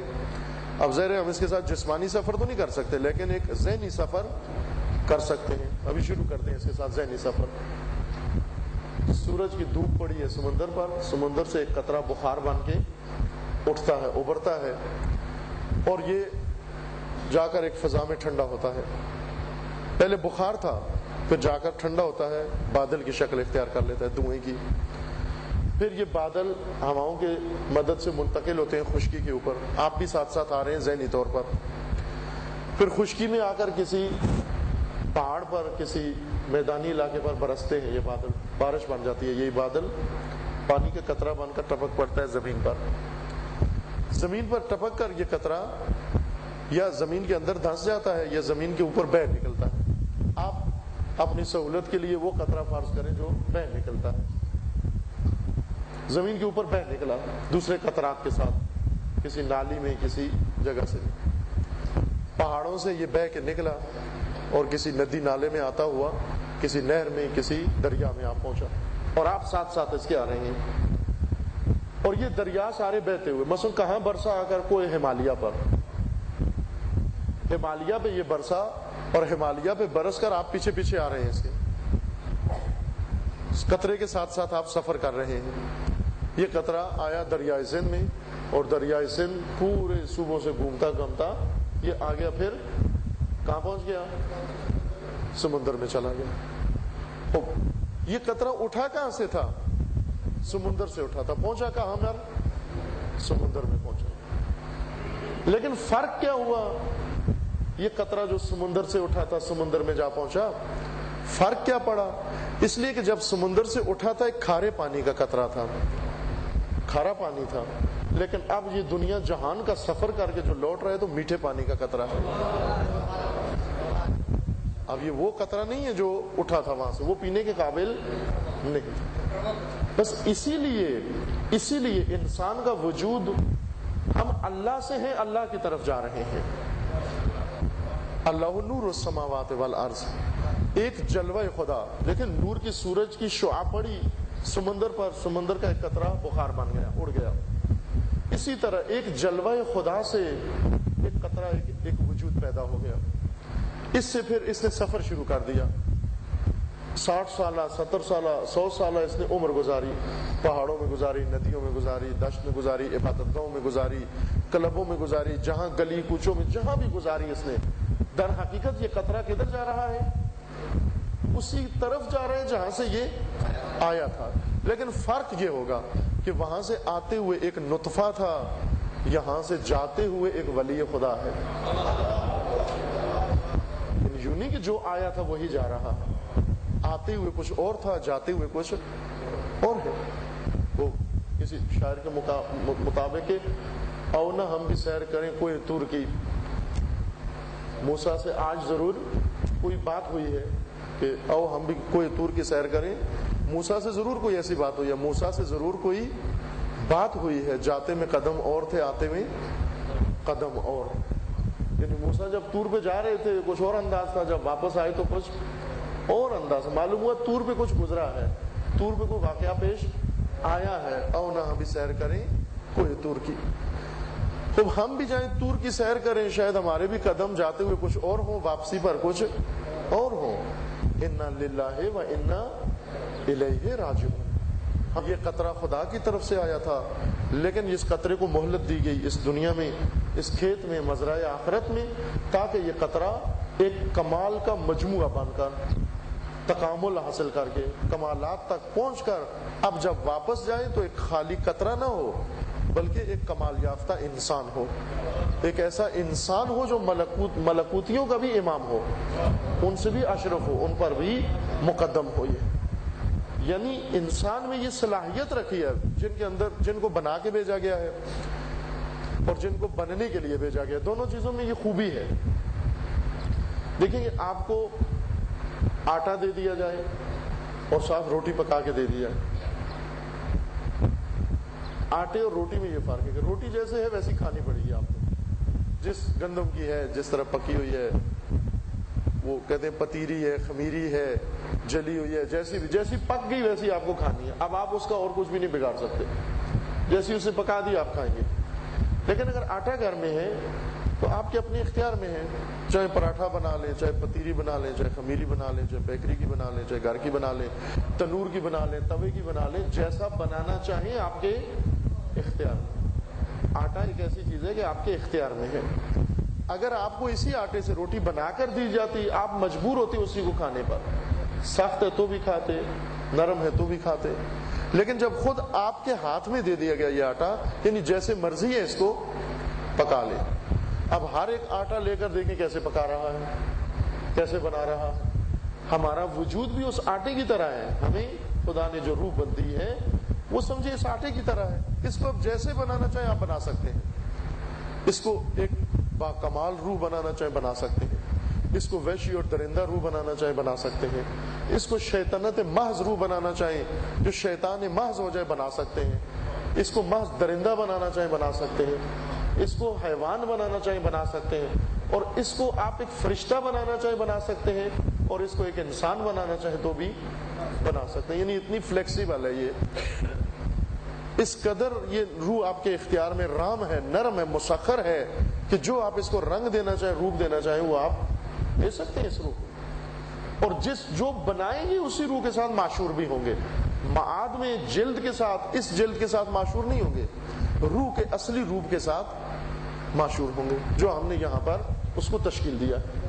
بس گفتگو کا ماحصل یہ ہوا کہ ہم خدا کی طرف سے ہیں اور خدا کی طرف جا رہے ہیں۔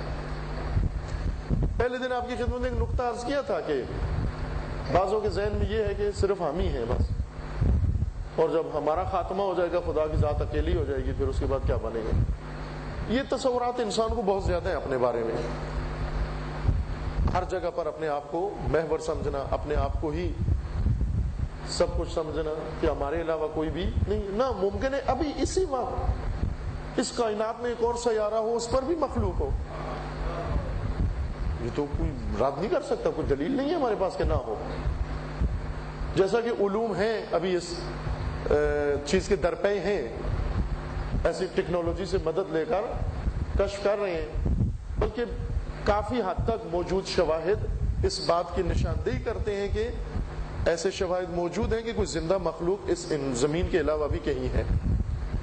چونکہ بعض جو ان کے ٹیلی مواصلاتی نظام ہے، اس کمیونیکیشن کے نظام میں کچھ ایسی ویوز انہوں نے دریافت کی ہیں جہاں سے اندازہ ہوتا ہے کہ کوئی زندہ مخلوق اور بھی پائی جاتی۔ اسی وجہ سے تو اتنے بڑے مہنگے پروجیکٹ اور اتنے بڑے مثلا کام ہیں جو انہوں نے شروع کیے ہوئے ہیں، جس کی بنا پر جانیں بھی جا رہی ہیں، مثلا پیسہ بھی جا رہا ہے، وقت بھی جا رہا ہے، چونکہ یقین ہے انہیں کہ ہے کوئی ایسا۔ ہر سال UN کا جنرل سیکرٹری کئی زبانوں میں پیغام ارسال کرتا ہے کہ جو بھی وہ سمجھتے ہیں رمز میں، کوڈ میں، کہ کہیں سے کوئی کوڈ لے کر وہ واپس جواب دے۔ ابھی بھی ایسے غیر مفہوم چیزیں کبھی کبھی ان کے آ جاتی ہیں، ٹیلیسکوپ میں آ جاتی ہیں، یا ایسی ان رصدگاہوں میں پہنچ جاتی ہیں جہاں سے ان کو اندازہ ہوتا ہے کہ یہ ہمارے سیاروں نہیں بلکہ کسی اور جگہ سے کوئی پیغام ہے۔ مثلا یہ ذہنی بچوں کے پروگرام، ذہنی فلمیں ہیں نا ایسی جو آج کل زیادہ رائج ہیں کمپیوٹر کی دنیا میں، جہاں سے ایک سیارے سے مخلوق اتر آتی ہے، دوسرے سیارے پر زمین پر آ جاتی ہے۔ یہ فرضی افسانوی مسائل ہیں، لیکن ان افسانوں کے پیچھے جو تصور پایا جاتا ہے وہ یہی ہے کہ دوسرے سیاروں پر بھی کوئی مخلوق موجود ہے. اب ہمیں نہیں معلوم کہ وہ کون سا سیارہ ہے, وہ کون سی مخلوق ہے, یا شاید اس مخلوق کو بھی نہ معلوم نہ ہو کہ ہم ایک سیارے پر ہیں اور ہم بھی ایک مخلوق کے طور پر یہاں زندہ. لیکن اس سیارے پر موجود مخلوق وہ سمجھتے ہیں انسان مدت مدید تک, سال ہا سال تک انسانی دانشور اس شبہے میں مبتلا تھے کہ زمین مرکز ہے اور یہ سارا نظام زمین کے گرد چکر کاٹ رہا, یعنی یہ منظومہ شمسی یہ سب کا سب زمین کے گرد گھوم رہا ہے. یہ محض انسانی خودخواہی ہے, چونکہ انسان یہ سمجھتا ہے کہ میں مرکز ہوں اور ہر چیز میرے گرد گھوم رہی ہے. مثلا بعض ہیں ایسے جو کہتے ہوں کہ پورا شہر کا نظام میری وجہ سے چل رہا, کہ اگر میں نہ ہوا شہر میں تو اس دن پتہ نہیں یا سورج طلوع ہوگا یا نہیں ہوگا, اگر مثلا یہ نہ ہوئے تو اس دن شہر میں بجلی ہوگی یا نہیں ہوگی, شہر میں اس دن لوگ کھانا کھائیں گے یا نہیں کھائیں گے. اپنے آپ کو محور و مرکز سمجھتا ہے. اگر اس کائنات کی عظمت کو اپنے وجود کے ساتھ ملا کر دیکھے تو اس کو پتہ چل جائے یہ کیا ہے, یہ انسان. زمین کی وسعت کو ہی سمجھ کر پھر دیکھے اپنا وجود, پھر یہ زمین منظومہ شمسی میں ہے, یہ منظومہ شمسی کہکشانوں میں ہے, یہ کہکشانے پھر بڑے کسی مین ہول کا حصہ ہے اور وہ مین ہول کسی بڑے نظام کا حصہ ہے. ایسے میں انسان کا وجود اصلا نظر ہی نہیں آتا ہے, کیا ذرہ بھی شمار نہیں ہوتا, ایک ذرہ بھی نہیں کہا جا سکتا اس کو. تو اس کائنات میں انسان رہ کر یہ گمان کرتا ہے کہ میں مرکز ہوں, میں ہی محور ہوں اور کچھ بھی نہیں نا. انسان مرکز و محور اس طرح سے نہیں کہ سب کچھ انسان کے گرد گھوم رہا ہے. ممکن ہے بہت کچھ ہو اس عالم میں جو ہم پر کشف نہیں ہوا, ممکن ہے کشف ہو بھی جائے آئندہ, کچھ کہا نہیں جا سکتا. لیکن ایسے شواہد موجود ہیں یا عقلی دلائل موجود ہیں کہ یوں نہیں کہ ہم پہلی مخلوق ہے اور آخری مخلوق ہے اللہ کی, یعنی یہ نسل انسانی پہلی اور آخری مخلوق ہے, نہ اس سے پہلے کوئی انسان تھے نہ اس کے بعد کوئی مخلوق ہوگی. ہمارے آنے سے زمین آباد ہوگی, ہمارے جانے سے زمین ویران ہو جائے گی, اور پھر جیسا کہ عرض کیا کہ بعضوں کو پریشانی یہ ہے کہ پھر خدا کی ذات کیا کرے گی اکیلے میں تنہائی میں. ابھی تو مشغلہ ہم ہیں, ہم کھیل کود کرتے ہیں, ذات خدا بیٹھ کے تماشا دیکھتی ہے کہ یہ کیا کر رہے ہیں مثلا, یعنی خدا کو بھی معاذ اللہ تماشائی سمجھتے ہیں اس عالم کا. تو خدا نے ہمیں پیدا کیا کس لیے؟ محض تماشے کے لیے پیدا کیا کہ ہم الٹے سیدھے کام کرتے ہیں. جیسے بچہ الٹے سیدھے کام کرتا ہے, ماں باپ ہنستے ہیں بیٹھ کر, دل بہلاتے ہیں نا ماں باپ بچوں کے ذریعے اپنا. بعضوں نے معاذ اللہ یہ سمجھا ہوا ہے کہ خدا نے بھی دل بہلایا ہے اپنا ہمیں پیدا کر کے, اور ہمارے الٹے سیدھے کام دیکھ کر بس وہ ذات خدا مثلا اپنا دل بہلا. نہ, ہرگز ایسے نہیں ہے. ذات خدا وہ خوف تنہائی وہ نہیں ہے, ذات خدا وحدہ لا شریک ہے, لیکن ساتھ ساتھ ذات فیاض بھی ہے. یہ فیض خدا, یہ خلقت حق تعالی, اس کی مثال اگر لینا چاہتے ہیں آپ تو وہی جیسے پہلے مثال نام لیا تھا, ایک نہر اور دریا کی مثال لیں آپ. یعنی ہم ایک دریا کا حصہ ہیں, فیض خدا ایک دریا ہے, ہم اس دریا کا ایک قطرہ ہیں, ہم اس دریا کا ایک حصہ ہیں. اور آپ دیکھیں کہ قطرے جو دریا میں آئے تھے, وہ قطرہ یہ سمجھتا ہے کہ نہ پیچھے کوئی پانی ہے نہ آگے کوئی پانی ہے, میں تنہا پانی ہوں, ایک ریلا. وہ یہی سمجھ رہا ہوتا ہے کہ پیچھے بھی کوئی پانی نہیں ہے, آگے بھی کوئی پانی نہیں ہے, میں ہوں, میرے بغیر پھر کیا ہوگا. وہ سمجھتا ہے کہ میں تو گزر رہا ہوں, میں تو گزر جاؤں گا, یہ پھر اس کے بعد یہ زمین خشک ہو جائے گی, اس سے آگے پتہ نہیں لوگ کیا کر رہے ہوں گے, چونکہ میں تو یہاں پر ہوں نا. اس پانی کو معلوم ہونا چاہیے کہ یہ ایک تسلسل کا حصہ ہے, ایک سرکل کا حصہ ہے. اس سے پہلے بھی پانی ہے, اس کے بعد بھی پانی ہی رہے گا. انسان ایک تنگ وادی سے جب دیکھتا ہے کائنات کو, بہت تنگ نظر آتی ہے اس کو. ایک سوراخ سے جب اس جہان کو ہم دیکھتے ہیں, یہ جہان ہستی بہت تنگ نظر آتا ہے ہمیں. لہذا اس کے لیے پہلے شرح صدر کی ضرورت ہے. قرآن مجید نے فرمایا کہ وَمَن يُرِدِ اللَّهُ أَن يَهْدِيَهُ يَشْرَحْ صَدْرَهُ لِلْإِسْلَامِ. یعنی خدا کی ذات جس کو کچھ سمجھانا چاہے, ہدایت کرنا چاہے, پہلے اس کا سینہ کھول دیتی ہے, شرح صدر عطا کرتی ہے. یعنی تنگ نظری اس کی ختم ہوتی ہے, وسعت نظر پیدا ہوتی ہے. اسی وجہ سے رسول اللہ کو یہ فرمان ہوا کہ الم نشرح لک صدرک, آیا ہم نے آپ کا سینہ وسیع نہیں کیا. کتنا وسیع کیا؟ اتنا وسیع کیا کہ پورا نظام ہستی اس سینے کو سمجھ میں آ گیا, اور وہ تمام حقائق جو خداوند نے تعلیم دی ہے وہ سارے اس سینے میں سما گئے. سینے سے مراد یہ پسلیاں نہیں ہے, روح کا سینہ. صدر یعنی روح کا صدر ہے نا, یہ پسلیاں. جیسا بعضوں نے کہا، سوچا کہ خداوند نے کہا کہ الم نشرح لک صدرک، تو ایک فرشتہ آیا، اس نے سینہ کھولا اور بیچ میں کوئی چیز ڈال دی، پھر سینہ بند کر دی. نا ایسے نہیں ہے. یہ جیسے بچے سوال کرتے ہیں کہ چھوٹے بچے مثلا یہ بچہ پیدا ہوتا ہے، وہ کہتے ہیں کہاں سے لائے، کہتے ہیں اسپتال سے، تو وہ مان لیتے ہیں کہ یہ اس طرح بچوں کی طرح نہ سمجھے کہ ولادت و پیدائش اسپتال سے ہوتی ہے. وہ سمجھتے ہیں اسپتال میں بچے رکھے ہوتے ہیں سائز مختلف وزن کے، اور جیسے دکان پہ جاتے ہیں ہم قیمت پوچھتے ہیں اس بچے کی کتنی قیمت ہے اس کی، جیسے گڑیا خریدتے ہیں. وہ سمجھتے ہیں کہ ایک دوست ہے ہمارے، وہ کہتے خدا نے ان کو بچہ دیا، پہلے بھی ایک بچہ موجود تھا، وہ تھوڑا بڑا ہو گیا، نیا بچہ جب ہوا یہ اسپتال سے لے کر گئے گھر میں، تو اس پہلے بچے نے جب اس کو دیکھا تو پھر شکوائیہ انداز میں، گلے کے انداز میں ماں باپ سے کہنے لگا کہ تم پھر جا کے ایک بچہ خرید کے لے آئے ہو، اسی پیسے سے ایک VCR لے آتے تو اچھا تھا. جو اب اس کی کیا ضرورت تھی، اب کیا کرے گا یہ آ کر، مسئلہ جب میں موجود تھا پہلے سے. تو اب یہ بچگانہ تصور ہے بچے کے ذہن میں، یہ کہ یہ خرید کر لاتے ہیں نا. بچگانہ دین شناسی نہ ہو، بچگانہ خدا شناسی نہ ہو، بچگانہ جہان شناسی نہ ہو، بچگانہ مکتب شناسی نہ ہو. بچوں کی طرح نا ذہن اپنا بنا لیں کہ فقط من گڑت چیزوں پر یا افسانوی چیزوں پر ایمان رکھ کر کہیں کہ یہ دنیا اس طرح بنی، یہ دنیا اس طرح ہے اور یہ دنیا اس طرح سے ختم ہو جائے گی. نہ، حقائق کی دنیا ہے، اور آپ کو حقیقت پہچاننے کے لیے خدا نے طاقت دی ہوئی ہے، قدرت دی ہوئی ہے. دنیا حقائق سے بھر دی ہے اور آپ کے اندر معرفت کی صلاحیت رکھ دی ہے، تو کیوں نہ پھر اس صلاحیت سے فائدہ اٹھا کے حقائق کی دنیا کو ہم پہچانیں. اس عقل کی مدد سے ہم دنیا کو پہچانیں، حقائق کو سمجھنے کی کوشش کریں. کیوں ہم نے عقل کو بند کر کے صرف افسانوں کے اوپر اور کہانیوں کے اوپر مثلا اپنے کان دھر دیے ہیں کہ ساری مشکل جہان کی کہانیوں سے اور افسانوں سے انسان مثلا حل کرے گا. حقائق ہیں یہ سب. ان حقائق میں سے یہ ہے کہ ان فیض خدا اور رحمت خدا اور خلقت خدا یہ ایک دریا کی مانند ہے. اس دریائے خدا کو، دریائے فیض خدا کو ایک سوراخ سے نہ دیکھو تنگ سے، کہ بہت تنگ نظر آئے گا. اگر اس فیض کو دیکھنا ہے وسعت نظر سے دیکھو. لہذا شرح صادر سے مراد سینہ کھولنا نہیں ہے، یعنی یہ پسلیاں کھول کے ان پسلیوں میں کچھ رکھ دیا ہے، اس لیے کہ اس سینے سے تو انسان کچھ سمجھتا نہیں ہے. اس سینے میں تو صرف پھیپھڑے ہیں، اس سینے کے اندر دل ہے، اس سینے کے اندر جگر ہے، اس سینے کے اندر وہی چیز ہے جو آپ کے جسم کا نظام چلاتی ہے. لیکن ایک اور سینہ ہے جو روح کا سینہ ہے، ایک دل ہے جو روح کا دل ہے.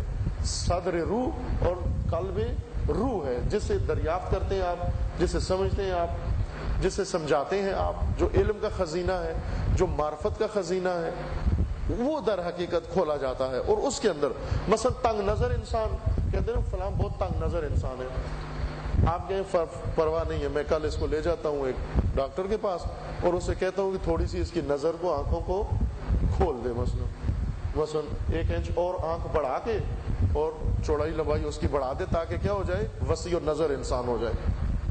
تو تنگ نظر انسان کس کو کہا جاتا ہے؟ جس کی آنکھیں چھوٹی ہیں،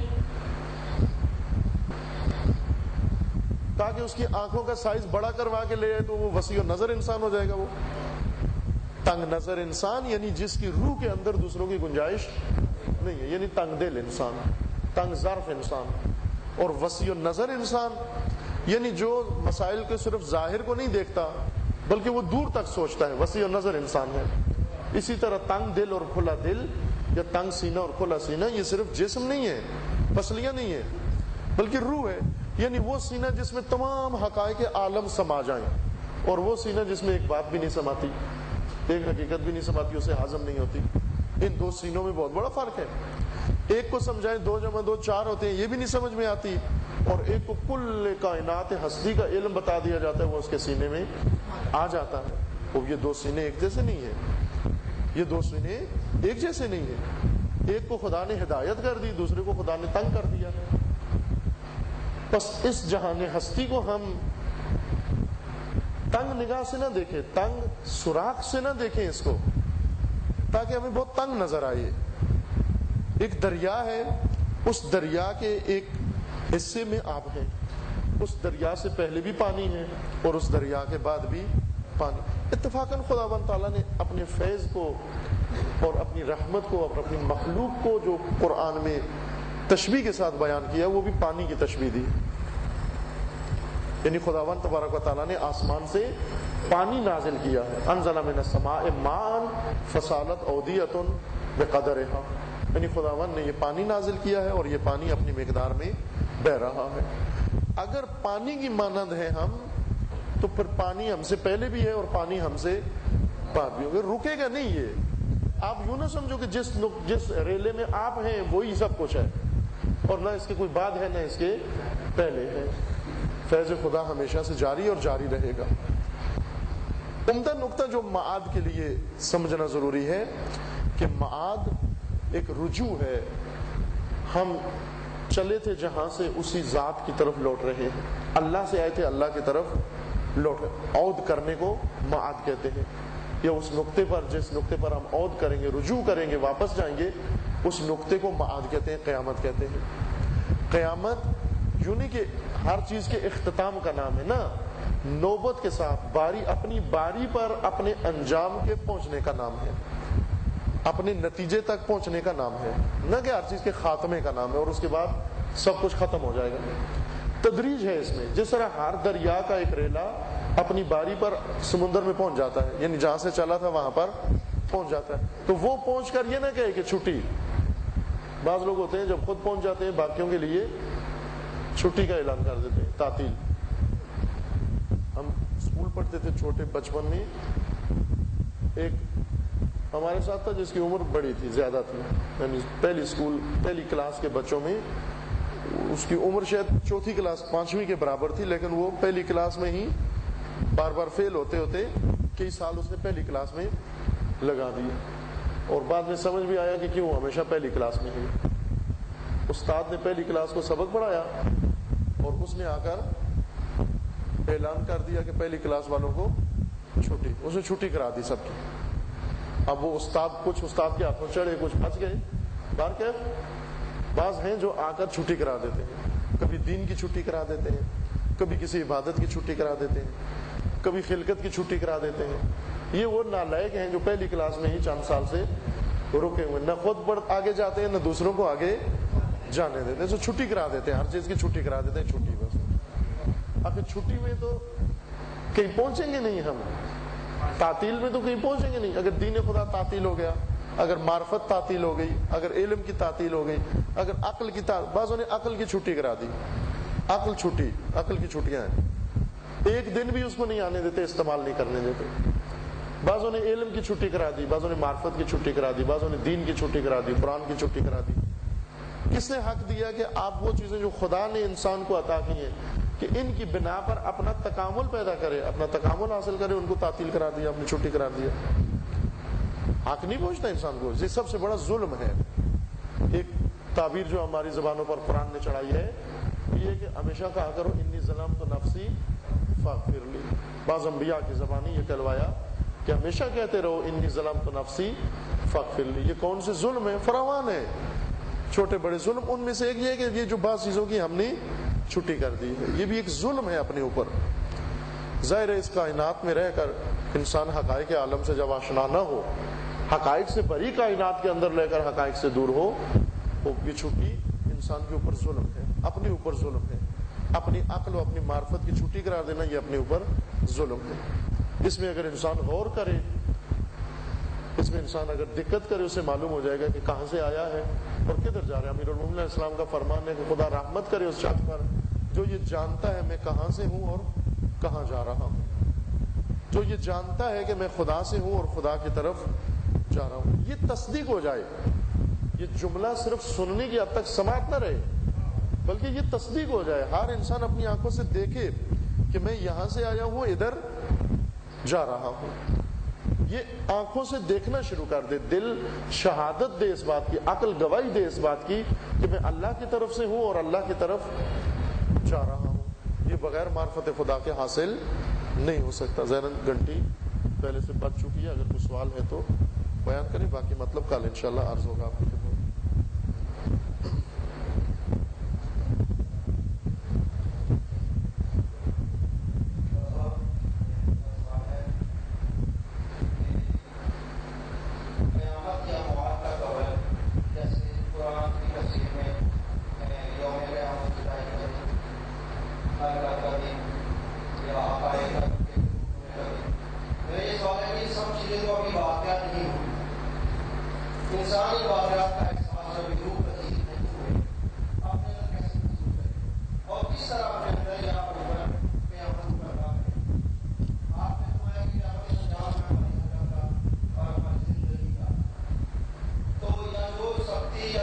ہمیں 50,000 سال کا محسوس ہو، وہ احساس ہم اس حرکت والی زندگی میں کیسے کر سکتے ہیں؟ تو یہ کل بھی آخر وقت میں اگر نے سوال کیا تھا، وقت ختم ہو گیا تھا اور آج وہی سوال انہوں نے تکرار کیا کہ قیامت کا منظر تو ابھی برپا نہیں ہوا، اور جیسے عرض کیا تھا اپنے استاد ارجمن سے بھی کہ انسان اس وقت تک قیامت کو سمجھ نہیں سکتا جب تک خود قیامت کی سیر نہ کرے، جب تک خود اپنی آنکھوں سے قیامت کا منظر نہ دیکھے، اور جب تک خود اترے نہیں قیامت کے اندر۔ تو وہ واقعہ جو ابھی رونما نہیں ہوا، وہ ہم کس طرح وقوع پذیر ہونے سے پہلے اس کو اپنے اندر دیکھ سکتے ہیں؟ ہم دیکھ سکتے ہیں اپنے اندر قیامت کا منظر۔ یہ تعبیر کہ من عرف نفسہ فقد عرف ربہ، یہ سب کچھ انسان کو سمجھا دیتی ہے۔ اگر انسان اپنے آپ کو پہچان جائے تو اپنے رب کو بھی پہچان جائے گا، اپنی معاد کو پہچان لے گا، اپنی قیامت کو پہچان لے گا، اپنی زندگی کو پہچان لے گا، اپنی موت کو بھی پہچان لے گا۔ یعنی پورا عالم ہستی انسان کو سمجھ میں آ جائے گا اگر خود کو سمجھ جائے انسان۔ یہ آپ کے ہمشہری کا فلسفہ خودی وہ اسی بات پر ہے جی۔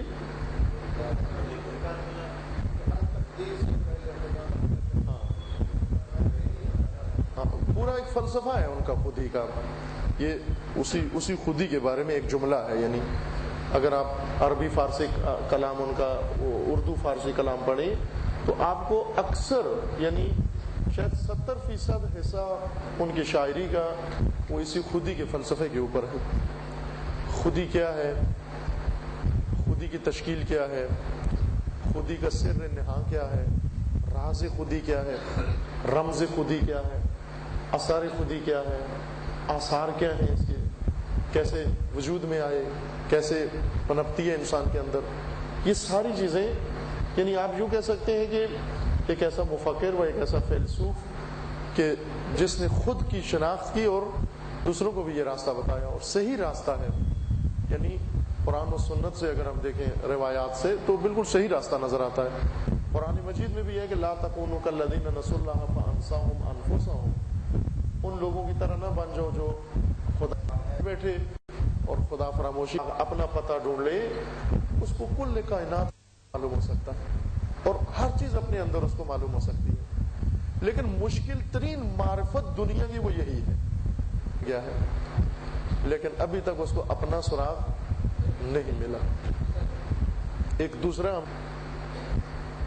جو مجھے اپنا نشاں ملے، یعنی مجھے اگر اپنی ذات کا پتہ مل جائے، مجھے دولت دو جہاں ملے، اگر مجھے خود اپنی ذات کا پتہ مل جائے، مجھے اپنی ذات کا سراغ مل جائے، مجھے دولت دو جہاں ملے اور مجھے سب کچھ مل جائے، مجھے کائنات کی سروری مل جائے، مجھے دولت دفعہ دنیا میں وجود میں آئے ایسے مکاتیب کہ جن کا ہدف اور مقصد فقط خود کی پہچان تھا۔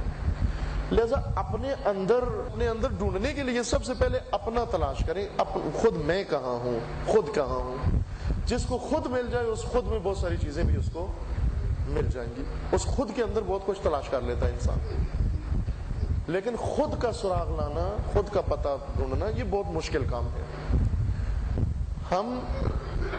ہم چونکہ سب ایک جیسے ہیں، شاید پہلے بھی یہ نقطہ یہاں بیان کیا ہو کہ اگر کوئی باہر سے ایک آدمی آئے اس مجلس میں ہماری میں داخل ہوگا، آپ کے کندھے پر ہاتھ رکھ کر یہ کہے کہ یہ میں ہوں، اور پھر جب یہاں سموسا وغیرہ تقسیم ہوتا ہے تو وہ سموسا نہیں ہنسیں گے دیکھ کر کہ یہ پاگل ہے، اس کو اتنا بھی نہیں پتا کہ یہ میں نہیں ہوں، میں کچھ اور ہے اور یہ کوئی فرد ہے۔ اور یہی پاگل پنا اس وقت دنیا میں ہے، لیکن کوئی کسی پر ہنستا نہیں ہے، کیوں کہ سب ایسے ہیں، سب ایسے ہی ہیں۔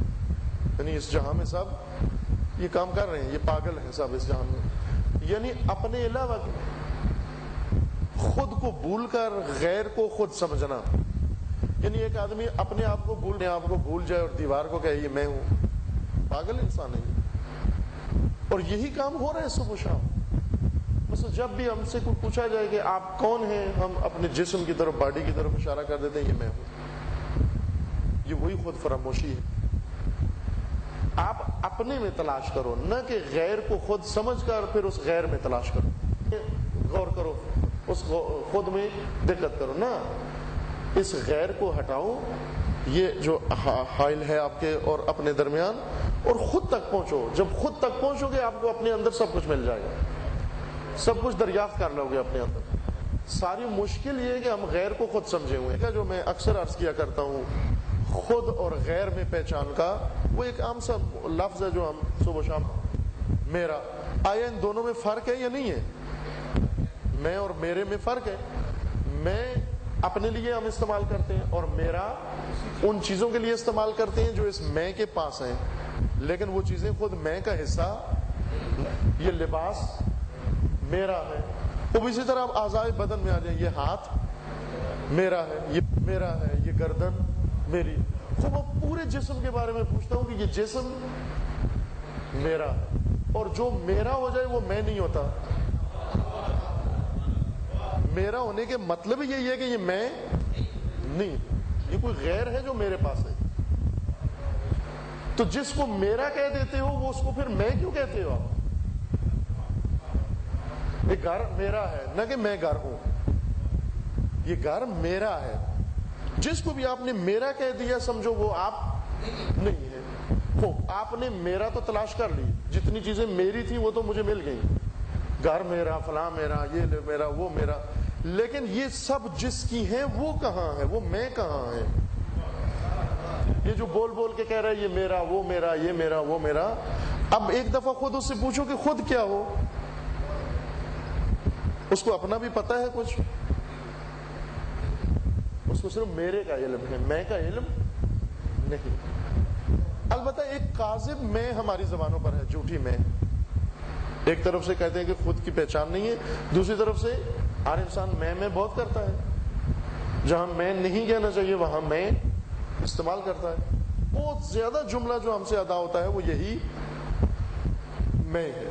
میں کا لفظ اس کثرت سے وہ بے دریغ ہم استعمال کرتے ہیں کہ ہمارے پوری عمر میں ادا کیے گئے الفاظ ایک طرف اور یہ میں ایک طرف. یہ میں سب سے زیادہ ادا ہوا. حتیٰ اس جگہ میں کہتے ہیں میں گیا تو سورج نکلا، یعنی سورج کے نکلنے کا مرکز بھی اپنے آپ کو یہ نہیں کہتا کہ سورج جب طلوع ہوا تو میں وہاں اس جگہ تھا. کہتے جب میں وہاں پہنچا تو سورج نکلا.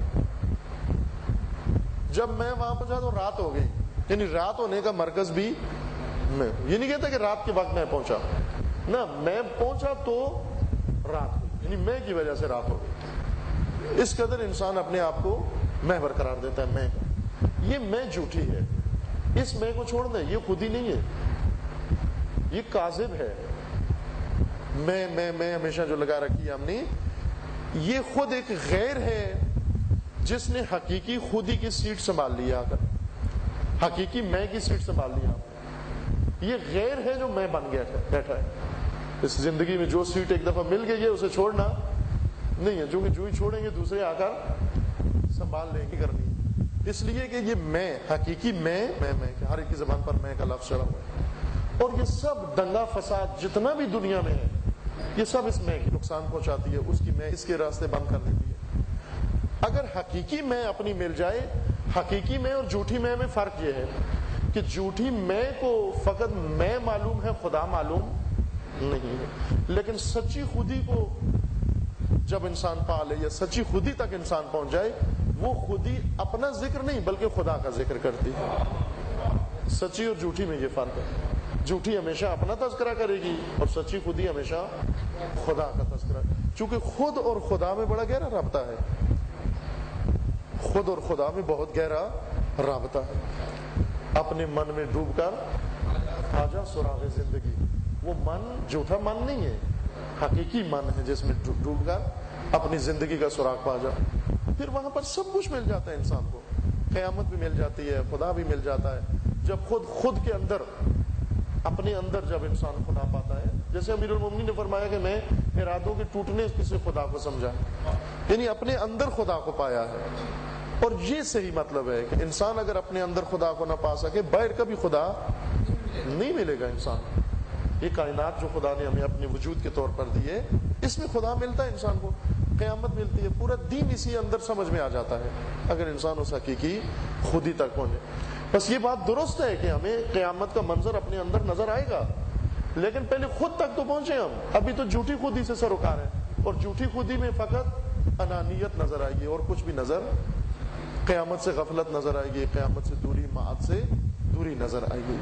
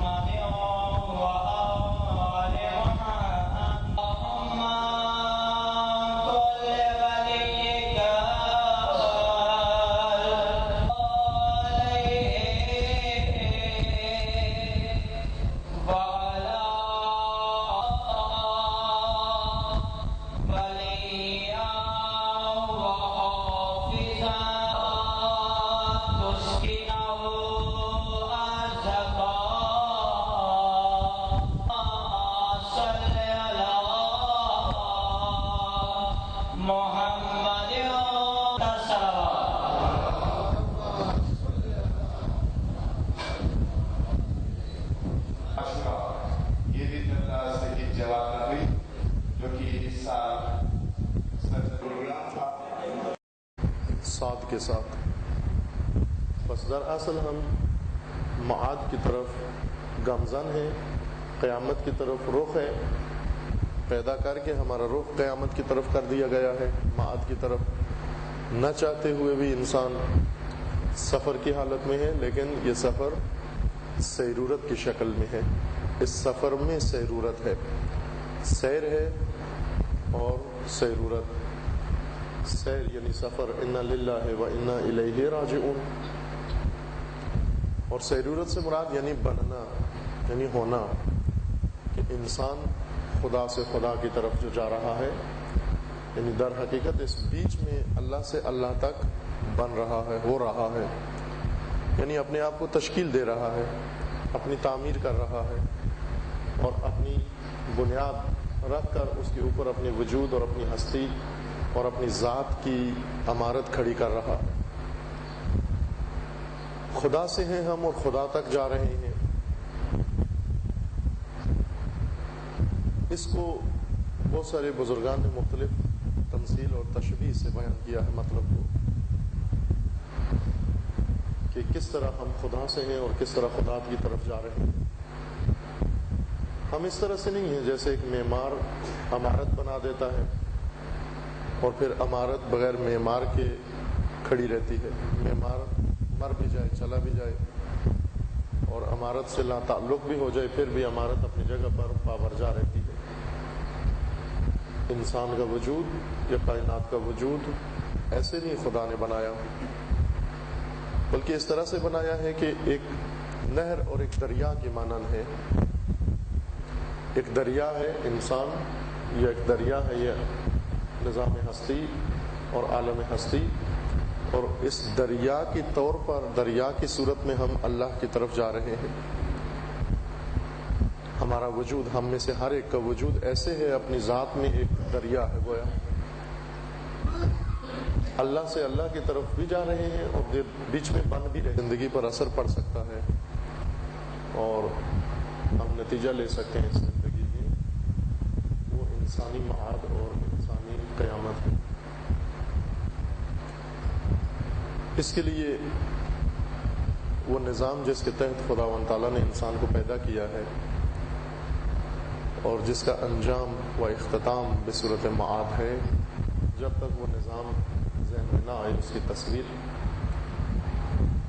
معاد کا راز انسان پر آسانی سے نہیں کھل سکتا. دو صورتوں میں معاد کا ذکر قرآن مجید نے کیا ہے، اگرچہ تعبیرات ازکیہ کے فراوان ہیں، اور ہر تعبیر اپنے مقام پر معاد اور قیامت کے لیے ایک الگ زاویہ دید ہے، ایک الگ زاویہ نگاہ ہے انسان کے لیے. خود عنوان معاد یا عنوان مرجع و رجوع یہ آیہ مجیدہ جو ہمیشہ ہم اموات کے لیے پڑھتے ہیں، انا للہ و انا الیہ راجعون، ایک سفر ہے جو انسان بیان کرتا ہے معاد کی طرف اور قیامت کی طرف، اور وہ ہے سفر خدا سے خدا تک، انا للہ و انا الیہ راجعون۔ یوں نہیں کہ میت کے لیے یہ آیت نازل ہوئی ہے، اموات کے لیے، اور زندہ سے اس کا کوئی تعلق نہیں ہے، بلکہ ہر انسان کی کا وہ زندہ ہو یا مردہ، اس کے سفر کی ایک ترجمانی ہے، انا للہ و انا الیہ راجعون۔ ہم حالت رجوع میں ہیں، خدا کی طرف سے ہیں اور خدا کی طرف جا رہے ہیں، اور ایک ہماری کیفیت ہے جو اس سفر میں ہم اس سفر کو اس کیفیت کے تحت انجام دے رہے ہیں۔ سفر ہے اور سفر کا انداز ہے، ہمارا سفر کی شکل ہے، صورت ہے، جس کو قرآن مجید نے عنوان مسیر یا سیرورت کے طور پر بیان کیا ہے۔ یعنی ایسی روح جو کئی روپ دھار سکتی ہے، وہ کئی بے روپ بنا سکتی ہے اپنے، ایک ایسی روح نہیں ہے جس کو بنا کر فکس حالت میں رکھ دیا گیا ہے کہ جیسا ہم نے بنایا ہے اب یہ ویسے ہی رہے گی۔ باقی سارے موجودات اسی طرح سے ہیں، ایک فکس حالت لے کر، ایک شکل لے کر پیدا ہوئے ہیں اور اسی حالت میں اختتام تک جا پہنچیں گے، لیکن ہم اب انسان یعنی زن و مرد یہ ایسے نہیں ہے۔ مشکل انسان کی یہی ہے کہ اس سفر میں کچھ خدا نے اسے طے کروا دیا اور وہ پیدائش تک ہے، پیدائش کے بعد اگلا سفر انسان کو خود طے کرنا ہے، انسانیت کی سمت اس کو سفر خود طے کرنا ہے۔ ہر ایک کو ہم میں سے خداوند تبارک و تعالیٰ نے وہ ضروری لوازمات اور ضروری افزار، انسٹرومنٹ وہ خداوند تعالیٰ نے ہمیں دے دیے ہیں تاکہ ان کو بروکار لا کر، ان سے فائدہ اٹھا کر ہم اپنی تصویر بنائیں، اپنی عمارت بنائیں، اپنی ذات کو تشکیل دیں۔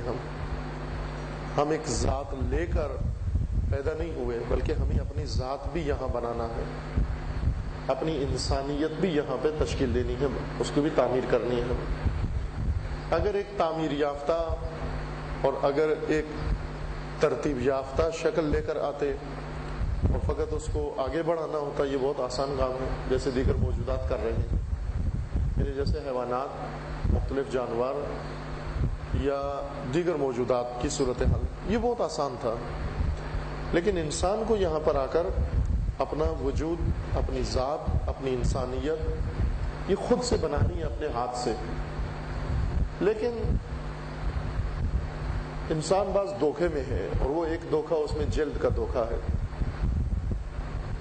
کہ چونکہ پیدا جب ہوتا ہے انسانی جلد میں پیدا ہوتا ہے، پھر اسی انسانی جلد میں پلتا بڑھتا ہے، گمان یہ کرتا ہے کہ انسان ہے، یعنی اس جلد کا نام انسان ہے، حالانکہ ایسے نہیں ہے۔ اگر جلد کے دھوکے میں انسان نہ آئے، ہو بھی رہے ہیں، ہونے سے مراد اور بننے سے مراد یعنی خداوند تبارک و تعالیٰ نے ہمیں پیدا کیا، لیکن صرف ایک فریم بنا کر پیدا کیا، اس فریم کے اندر مواد انسانی بھرنا، اس کے لیے یہ فرصت ہمیں دی ہے۔ دنیا میں زندگی موت سے پہلے، الدنیا مزرعۃ الآخرہ، دنیا میں یعنی اس دنیا میں آنے سے پہلے، جنم سے پہلے کا سفر وہ بھی طے کیا ہم نے، جیسا کہ گزشتہ روز آپ کی خدمت میں عرض ہوا، لقد خلقنا الانسان من سلالۃ من طین، ہم نے آپ کو مٹی سے پیدا کیا ہے۔ مٹی سے پیدا ہونے کے معنی یعنی مٹی کا وہ جوس نکال کر، خالص اس کا مواد مٹی کا نکال کر اس گوہر و جوہر سے آپ کو پیدا کیا گیا ہے، اور وہ مرحلے آپ کی خدمت میں اشارہ کیے کہ کیسے جب ایک انسان ماں سے پیدا ہوتا ہے، جنم لیتا ہے، متولد ہوتا ہے، یہ ایک انسانی شکل ہوتی ہے، ایک انسانی فریم ہوتا ہے، ایک انسانی جلد ہوتی ہے، لیکن انسان نہیں ہوتا۔ ابھی اس کو انسان بننا ہے، حقیقت میں اس کو انسان بننا ہے، نہ یہ کہ ہم اس کو سرزنش کے طور پر کہتے ہیں انسان نہیں ہے۔ یا عام محاورے کی زبان میں کہتے ہیں اس کو انسان نہیں. جیسے اشارہ کیا کہ بعض لوگوں کو کہتے ہیں ہم انسان بن، وہ انسان بننا نہیں ہے. یعنی اگر کوئی آدمی شور کر رہا ہے آپ اسے کہتے ہیں انسان بن، چپ ہو جاتا ہے، یہ چپ ہو جانا اس کا انسان بننا ہے. انسان بن گیا اس معنی میں نہیں کہتے انسان بن. یا خدا نے اس طرح سے ہمیں اس کائنات میں نہیں پیدا کیا کہ ہم خاموشی سے بیٹھے رہیں اور خاموش بیٹھنے کو انسان کہا جائے. انسانیت کچھ چیزوں کا نام ہے، کچھ خصائل و کچھ صفات و کچھ خصوصیات کا نام ہے.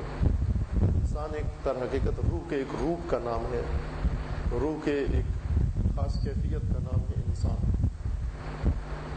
خداوند تبارک و تعالیٰ نے جو روح انسان کے لیے خلق فرمائی ہے ایک فلیکسیبل روح ہے. الشیطان الرجیم. بسم اللہ الرحمن الرحیم. الرحمن الرحیم. الحمد للہ والصلاة والسلام علی رسول اللہ وآلہ آل اللہ واللعنۃ الدائمۃ علی اعدائهم وأعداء اللہ من یوم عداوتهم الى یوم لقاء اللہ. اما بعد فقال اللہ تبارک و تعالی فی کتابہ المجید وفرقانہ الحمید. اعوذ باللہ من الشیطان الرجیم. بسم اللہ الرحمن الرحیم. افحسبتم انما خلقناکم عبثا وانکم الینا لا ترجعون. صدق اللہ.